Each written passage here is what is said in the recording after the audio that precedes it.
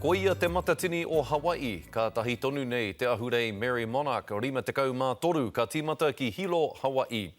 Mō te kotahi wiki e tūne, ka mui a taua ahurei e te tini ngero, e hia ana ki te mā taki i te hula kahiko, i te whakataetai Miss Aloha hula, me ngā whakaaturanga hōike. Hioi, no te pōnei i tū ai te kapahaka whakaihuaka o te matatini, ara a te whānau a Panui ki te Atamira, kei a Pea te Melbourne ngā whakamārama. He kanikani tawhito e pupuri nei i ngā āhua tuku iho o ngā mātua tīpuna no Hawaii.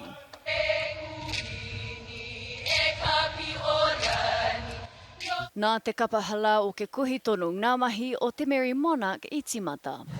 Kaori tua atu, ngā here ka whakapa ahakoa haere ki hea, ngā motu o te mōna ni a kiwa, a ngā here whakapapa, o ngā tīpuna, o ngā tua. Kuai atu i te kapahaka o te whānau wā Panui hei whakaoti ngā mahi o te rā tuatahi. Tētahi hoki o ngā kapa no tā wāhi i tū ki te Atamira. Me nā oritenga o ngā mahi kanikani i wainai nei no Hawaii me ngai Māori. Tā te iwi Māori tū ko te haka, ko te poi, ko nei tū ko te hura, ko ngā pure, tā tātou ko ngā karakia, e rā tū mai e tiro, e whāwhā i ngā orititanga, i ngā rerekētanga. Mei kore ake, ka he hiko ake tētahi āhuatanga hou, ka hika ake te ahu, te kuia nei o pele, ai rito i te iwi Māori.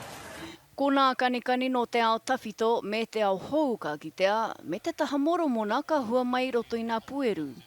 Ia tau, ka tū hoki nā kapa no tā wāhi ki te whakaatu i o rātau tikana, ki o rātau whanaunga no te mōna nui Akiwa i Hawaii.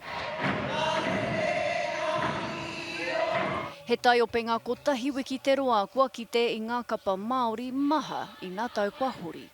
Rātau karanga, rātau te karanga i te mai a whānau Panui, te iwi Māori, te whakatinana, i te hononga, i te herenga, mai i Aotearoa ki Hawaii ki nei.